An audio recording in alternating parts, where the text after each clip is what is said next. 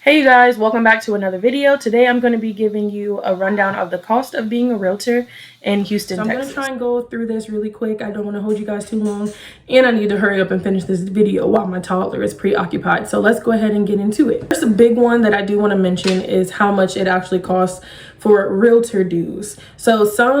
I know at most places realtor dues are prorated, so if you start later in the year, they're going to be cheaper for you to start up. But when you start in the beginning of the year, that's going to be super, like, kind of expensive, to be honest with you. So just going down the list, as far as for me, for my Houston Association of Realtors, it was $132. NAR, it was $195.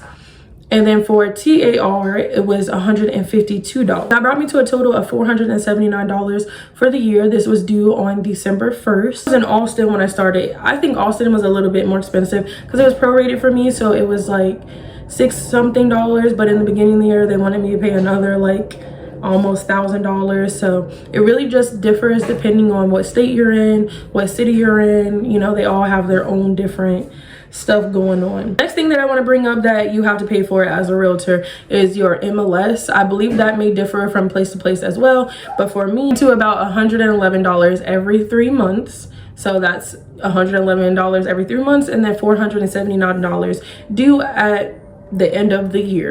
Then another thing that I do have to pay for is my super keys. That is about $14 a month. Those are, you know, that's how I get into homes, like the digital key of how you get into homes. If there's no lockbox and they don't have any code, or if there's no other way that they have for you to get into there, then you would use your super key, and that's about $14 a month. But the startup cost for that, I think it was $50. You also have to keep in mind you still have your brokerage dues and you still have the startup cost. So you would have to pay for your schooling. Some schools are cheaper than others. My school was about $200. I got it on Groupon. But when I was looking at other schools, just doing some research for you guys, I did see that it can go up to like $400 to $500 for schooling. So you do want to take that into account.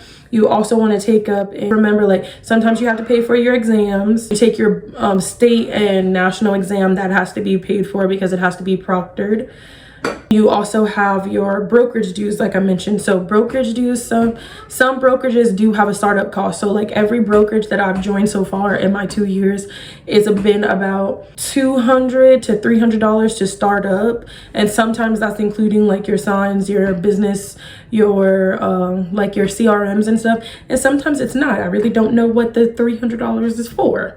So I think the cheapest brokerage that I've joined so far that had the cheapest startup cost was the apartment locating that I told you guys that I did. That was about, I think it was like $165 or something like that, but you don't get anything. Like, you didn't get a CRM, you didn't get business cards, you didn't get anything like that. The most expensive one that I saw was like Keller Williams, because for me to start with EXP, it was around $200, I believe, I want to say. I remember the exact price and I put it on the screen, but yeah, you have to remember that it costs money to start with your brokerage, and they'll want you to pay for this, and they'll want you to pay for that. And another brokerage due also is if you have a brokerage that has a monthly fee, that's another thing that you have to take into account for. Now, a lot of this stuff, according to my CPA, it can be written off, so I do put it in my expense sheet towards all throughout the year. I write all the things that I'm paying for: clients, gifts, marketing, open house material, anything like that. I put it in my write-offs. Now, if you're trying to show that you make a whole bunch of money, then I don't recommend writing every single thing off, because it's really going to show that you don't make no money, for real. But like me, I'm not trying to get approved for anything. I'm not trying to show anything. I still have my husband's income. I'm writing it off, baby, because your taxes don't get taken out of your commission check. So another good thing to do is to put 20%. Some people have different percentages, but I do 20%. Take 20% out of everything that you make in real estate and put it in a savings account and use that to pay your taxes at the end of the year, especially if you don't have any write-offs. Some brokerages have monthly fees. You're going to have to put that into your calculations as well. Mine is $85 a month. So yeah, but I plan on writing it off, because so let's just say on average maybe like $300 to start up at a brokerage, depending on which one you start with. And then you have to remember too, like if you want headshots, that has to be paid for. If you want business cards, that has to be paid for. Business cards, you can get those for like $50 for a bunch of them on Canva, on Vistaprint, on printful.com. Like you can get those. So let's just say $50 for those.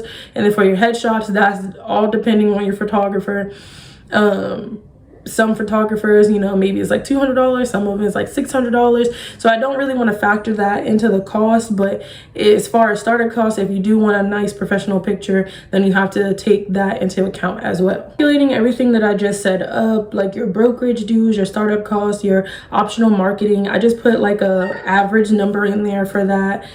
And your MLS, your realtor dues, keys, and then also if you need signages. So let's just say it's about, I want to say maybe like $1,700 a year for me in Houston, Texas to be a realtor, which if you save up for that throughout the year, and if you're making that throughout the year, and this is not counting like the marketing that you have to do, the events that you have to do, the little gifts that you have to buy, like this is not counting this. This is just like the simple basic stuff that are required from me. $1,700 to $2,000, that's not horrible if you're making money throughout the year.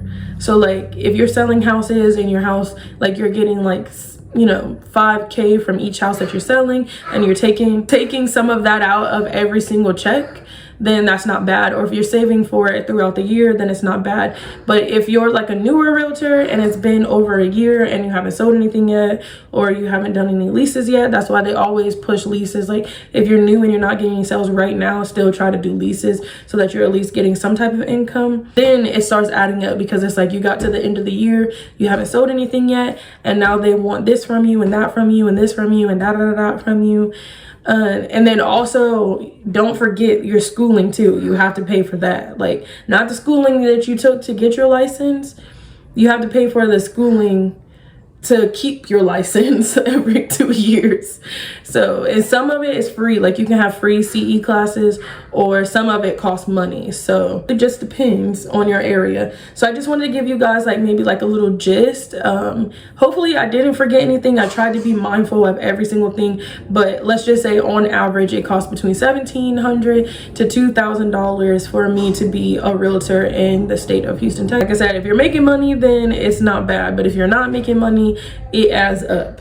It adds up quick, and it can hurt you in the long run because you end up paying more than what you're getting. That's pretty much the gist that I have for you guys. If I forget anything, I will put it into the comments. If you know anything that I've missed, or you've been in the business longer than me and you have some better advice or some other advice for people, please leave it in the comments below, because you never know who you're helping and who's reading your comments. So thank you so much, and I'll see you guys in the next video.